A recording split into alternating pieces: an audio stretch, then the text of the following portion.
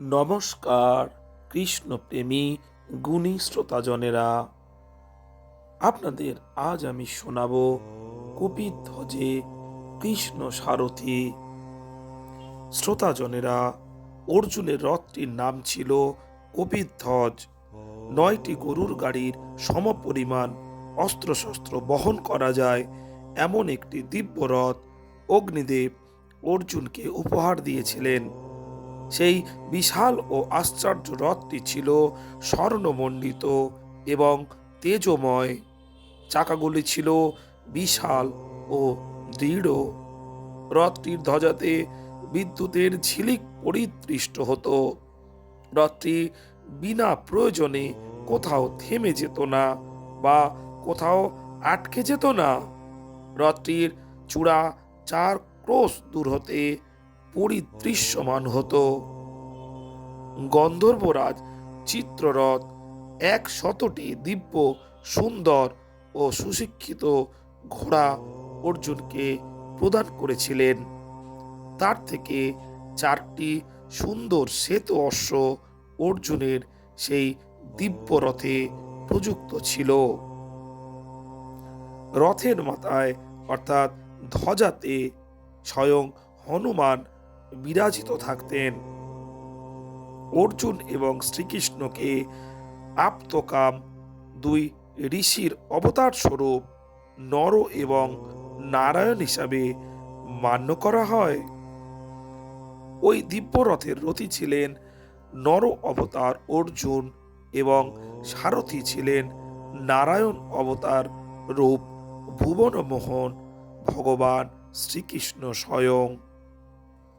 যেহেতু অর্জুন এবং শ্রীকৃষ্ণ ছিলেন অসাধারণ পুরুষ, সেহেতু তাদের শ্রীপাদস্পর্শপ্রাপ্ত দিব্য রথটিও ছিল অসাধারণ।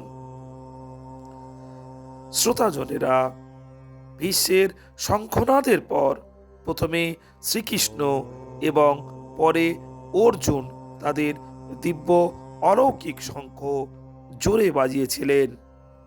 মহামতি ভীষ্ম কৌরব দল অধিনায়ক হিসাবে অবশ্যই প্রথমে শঙ্খবাদন করতে পারেন, এটি যুক্তিযুক্ত।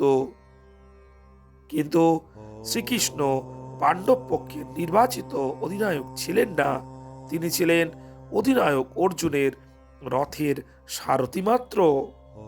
এখানে প্রশ্ন আসতে পারে, এমন ক্ষেত্রে শ্রীকৃষ্ণ পাণ্ডবদের হয়ে কোন অধিকারে প্রথমে শঙ্খবাদন করতে পারেন? উত্তর হলো, ভগবান শ্রীকৃষ্ণ পাণ্ডব দলের জীবনের সর্ববিষয়ের অধিনায়ক ছিলেন। পুরুষোত্তম শ্রীকৃষ্ণ ছিলেন পাণ্ডবদের ভ্রাতা, বন্ধু, সুহৃদ এবং পরম গুরু। পাণ্ডবেরা নিজেদের ভালো মন্দ সমস্তই শ্রীকৃষ্ণের পদতলে সমর্পণ করে দিয়েছিলেন।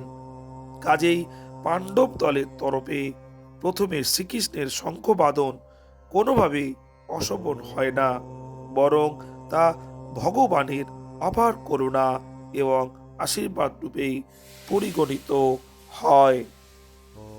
গুণী শ্রোতাজনেরা, কপিধ্বজে কৃষ্ণ সারথি ভিডিওটি ভালো লাগলে অবশ্যই বেশি বেশি করে লাইক ও শেয়ার করতে ভুলবেন না। আর চ্যানেলে নতুন হলে অবশ্যই চ্যানেলটিকে সাবস্ক্রাইব করুন, কেননা কৃষ্ণ চর্চায় প্রতিনিয়ত আপনারা এই চ্যানেলে কৃষ্ণ কথা শুনতে পাবেন। ভালো থাকবেন শ্রোতাজনেরা, নমস্কার।